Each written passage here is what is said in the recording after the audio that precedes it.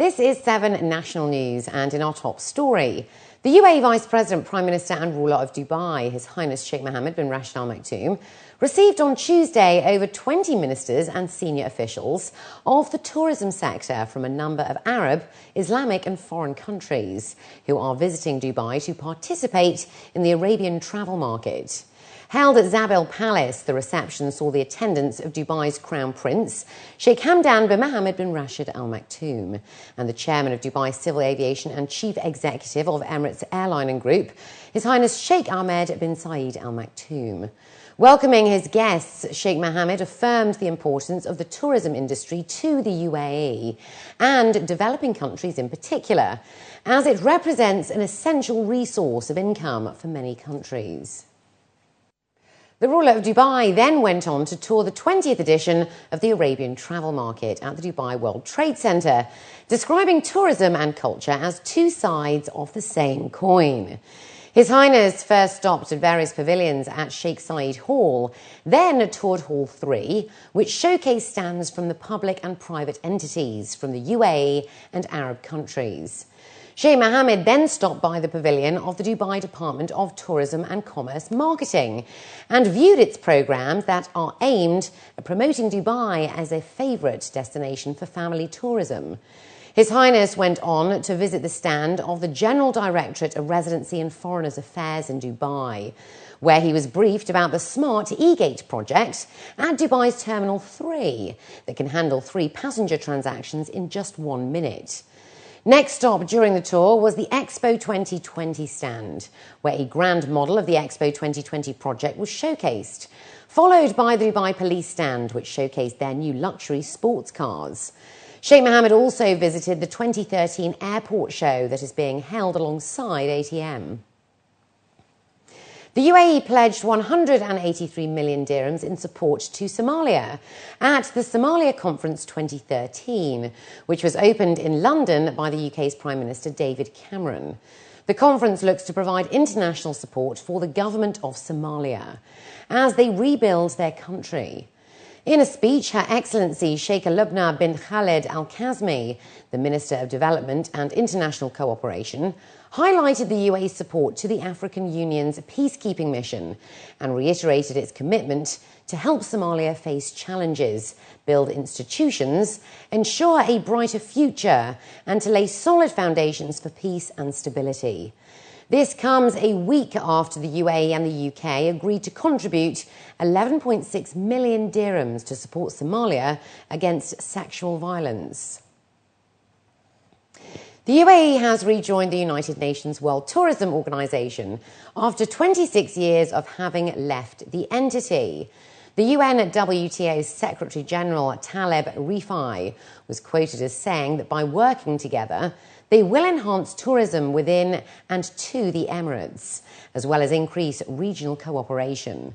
In a release, the organisation said it will work with the UAE on several initiatives, including the measurement of the economic impact of tourism, statistics and human resources development.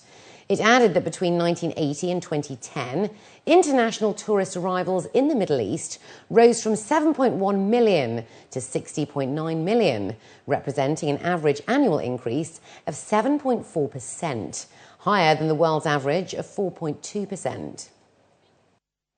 And as we heard earlier, passengers arriving into the UAE airports will be able to go through immigration in just over 20 seconds, thanks to a new e-gate system. As seen by the ruler of Dubai during his tour of ATM, the security system will be established in all airports across the country by 2015, where criminal records, outstanding fines and immigration details will be pulled up immediately.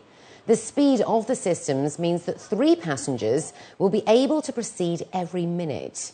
14 smart gates are already in use at Dubai International Airport's Terminal 3, and 14 more will be installed next month, which is being carried out by Emirates. First-time users must undergo a facial and iris scan, and passengers can then use their passports, Emirates IDs or e-gate cards for the new system. According to reports, a new federal draft law will see that UAE companies take out health insurance for all employees across the country, and violators will be faced with hefty fines should they not comply. This comes off the back of an announcement that was made by an official in March, who stated that the law was in its final stages. According to a local paper, the draft law will see fines given to sponsors who try to charge employees for health insurance, as well as insurance companies or healthcare providers practicing without a licence. Dr. Haider Al-Youssef, the Director of Health Funding at the Dubai Health Authority, welcomes the new draft law and was quoted as saying that it would protect weaker members of the society and that fines should be higher than the cost of insuring a worker. All professional drivers in the UAE must undergo a medical test before getting a driving licence from the end of May, as the Road and Transport Authority will implement a new federal law later this month. A senior official was quoted as saying that according to the new regulations, people with a history of cardiovascular ailments, epilepsy, certain cases of diabetes, and neurological disorders, among other conditions, will not be allowed to work as professional drivers.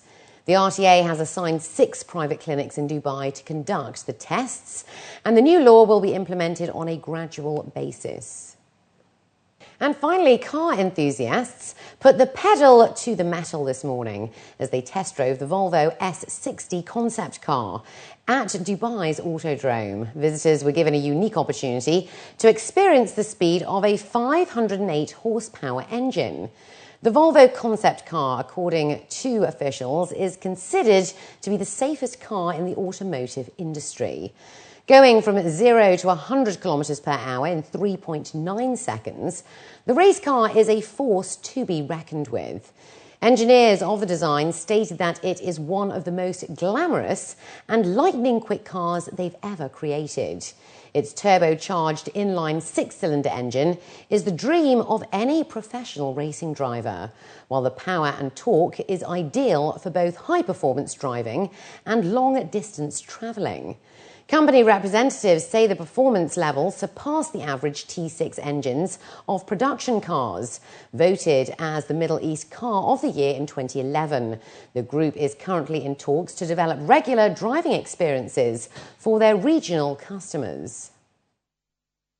This is a car which shares a lot of the features on our racing cars. We have been building racing cars for 17 years, and this car carries a lot of that experience and enthusiasm from the racing team. The main technical specification features are, of course, the performance. It does 0 to 100 kilometers an hour in 3.9 seconds. It got a top speed of over 300 kilometers an hour, but above all, it's a very fun to drive car. You can use it in all conditions, from snow to the asphalt on a racetrack, and it's a very agile and fun to drive car. Volvo's presence in UAE goes back to 1984 with our local partner, Alpha Time Group. And over the years we have done a good achievement, and if you look at the last 3 years, we are growing every year. Last year was the best-selling year, record sales year for us in 2012, with 40% growth, year-over-year growth over 2011. This year we like to continue that growth with double digits again. So we are improving our presence. Our sales represent about 5% segment share in the UAE. We will be experiencing the Polestar concept car. This is one of the 4 cars that were produced. So this is a way to share with car enthusiasts in the UAE the capabilities of Volvo together with Polestar as racing team.